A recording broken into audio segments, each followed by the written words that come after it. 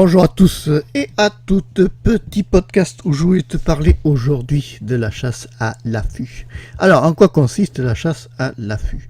La chasse à l'affût, c'est une chasse où tu dois te retrouver caché dans un affût. Donc l'affût, ça peut être des branches, certains font des affûts en branches d'arbres, d'autres utilisent des affûts trouvés, ce qui est beaucoup plus pratique, tu sais. C'est de ces affûts que tu déplies et que tu mets de suite en place et que ça... Alors, ça a plusieurs intérêts, la chasse à l'affût, parce que d'abord, tu es caché, deuxièmement, tu es immobile, ça t'évite de t'épuiser les jambes pendant des heures, à faire de la marche pendant des heures, que c'est épuisant, ça te tue, parce que c'est énormément d'efforts physiques quand même, la randonnée à la chasse, c'est quand même du sport, parce que ce n'est pas quelque chose, si tu veux, de plat, parce que tu peux être dans des territoires de chasse où tu vas quand même dans des endroits qui sont un peu sales, et automatiquement ça demande plus d'efforts que si tu faisais de la chasse normale. Ensuite, ce qui est intéressant dans la chasse à l'affût, c'est que tu peux te faire ou acheter un pit tout prêt, ce que je te recommande pour pas t'embêter. Tu vas chez Decathlon, tu as des pits tout prêts tout simplement, et tu déplies et ça y est, tu es à l'affût.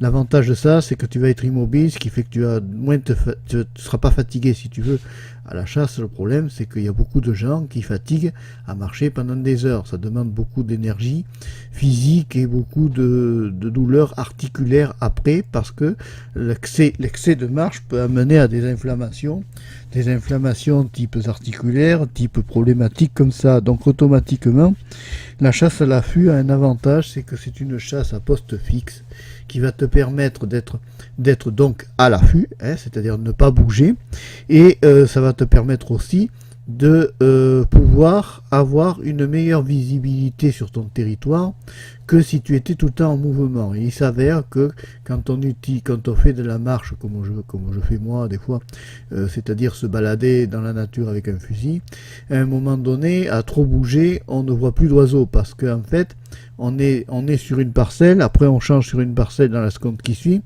et d'une parcelle à l'autre, si ça se trouve, tu peux avoir un oiseau qui passe par derrière et qui te fait rater l'occasion. Donc si tu veux, le principe de la chasse à l'affût, c'est que tu repères un coin où éventuellement tu penses qu'il pourrait y avoir éventuellement un passage d'oiseaux, alors que ça soit grive, palombe ou autre, et à ce moment-là, soit tu montes un affût artificiel, c'est-à-dire que tu as acheté, soit tu crées un affût avec les branches du secteur, en fait, tu vois, à la mode camping ancienne génération tipi, tu vois, il y en a qui font des affûts en tipi.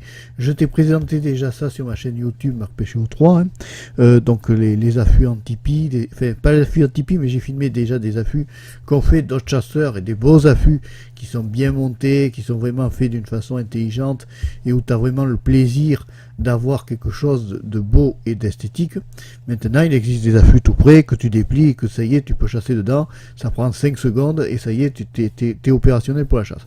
Alors après, il y a la partie de l'emplacement de l'affût, c'est-à-dire la partie où tu dois choisir où est-ce que tu dois te mettre à l'affût par rapport à ta chasse, c'est-à-dire que tu peux chasser soit par exemple au bord d'une haie, soit à un endroit où tu vois une plaine, en bordure de plaine. Maintenant, pense bien à une chose, c'est que malheureusement les palombes ont une excellente vue, et que ce soit palombe ou tourterelle, il faut être très rapide pour les tirer, parce qu'elles passent comme des Formule 1. Alors certains pratiquent la chasse opposée, c'est-à-dire qu'ils sont dans l'affût, ils attendent que l'oiseau se pose, et ça les aide beaucoup. D'autres mettent des formes, alors pas féminines, ils mettent des formes donc animalières, c'est-à-dire des formes en plastique qui permettent de tromper le gibier et de le cantonner dans leur zone et de le faire rapprocher. Alors ça a une grande efficacité, t'as qu'à voir les vidéos sur YouTube de ceux qui l'ont fait, ça a été évident que ça a une grande efficacité par rapport aux autres méthodes, c'est-à-dire de ne rien mettre. Maintenant, attention, il faut faire attention aussi à une chose, c'est que trop de formes peut paraître illogique pour les oiseaux. Un oiseau, en moyenne, tu peux avoir 1 ou 2 oiseaux, 2 ou 3 maximum oiseaux par parcelle. Maintenant, si tu mets 600 formes sur une place, les gibiers vont pas être idiots, ils vont se dire c'est louche. Ou ils se disent c'est louche et ils se méfient et ils n'y vont pas, ou à ce moment-là, et si tu veux, ils contournent l'obstacle, ils observent, et c'est là que tu peux des fois les tirer. Donc, faire attention à être raisonnable dans le nombre de formes que tu mets, Là, c'est pas comme les formes féminines, on les aime beaucoup, mais bon, là, tu peux mettre aussi des oiseaux féminins si tu en trouves en forme, mais c'est plutôt rare. Donc, tu vois, ce sont des choses qu'il faut penser avant. Voilà, la quantité de formes ne doit pas être excessive par rapport à la quantité d'oiseaux sur le terrain, parce que concrètement, ça peut paraître louche pour le gibier. D'autre part aussi, il est important que tu te renseignes dans ton ACCA, si tu as le droit, ou ta parcelle de chasse, ou auprès du propriétaire chez qui tu chasses, si tu as le droit de chasser à l'affût. Certains propriétaires peuvent interdire la chasse à l'affût, ou certaines ACCA peuvent dire non, dire qu'ils veulent que la bon, c'est extrêmement rare, je te rassure. Il y a de plus en plus de chasseurs, d'ACCA qui adoptent maintenant pour la grive la chasse au poste, pour cantonner, si tu veux, les chasseurs dans une immobilité et éviter qu'il y ait le type d'accident ou des risques. Voilà.